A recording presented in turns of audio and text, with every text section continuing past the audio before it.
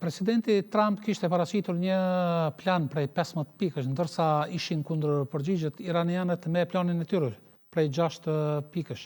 Duken Çështja është që se mund të pika e parafrohen parë këto? Po. Jo, kjo është mënyrë për të thënë që s'ka parafrim, sepse pika e parë e Iranit është çështja e sovranitetit iranian mbi Hormuzin.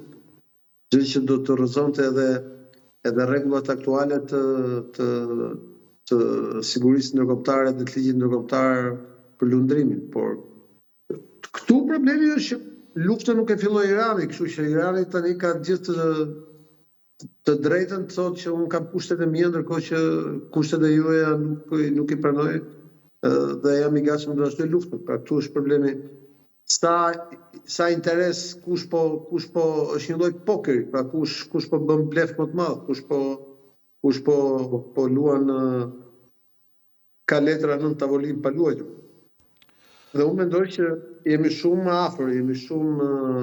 afër mundësisë që nëse nuk do të ketë në marrëveshje, gjë që unë parashikoj që s'do të ketë marrëveshje, parashikoj që palët do të përdorin në sulmet e tyre kundër njëri tjetrit dhe armë pista, pra armë shkatrimit masë, ato që listohet si armë të ndaluara, nga bombat barike e deri tek armët strategjike apo përtamon.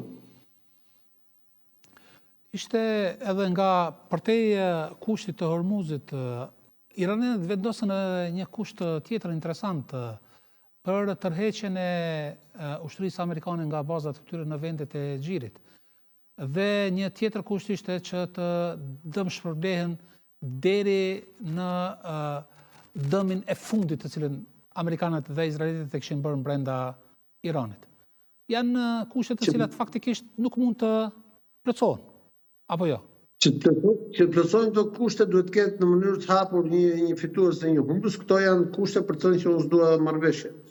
Ose strategji diplomatike për të thënë që unë vendos kushte shumë të larta në mënyrë që të marrë pastaj të minimale. Kjo është një strategji e diplomacisë së shkollës ruse. Rusët janë të njohur për diplomacia ruse në shekuj, ka qenë e njohur për këtë lloj lojrash. Do ta shohim.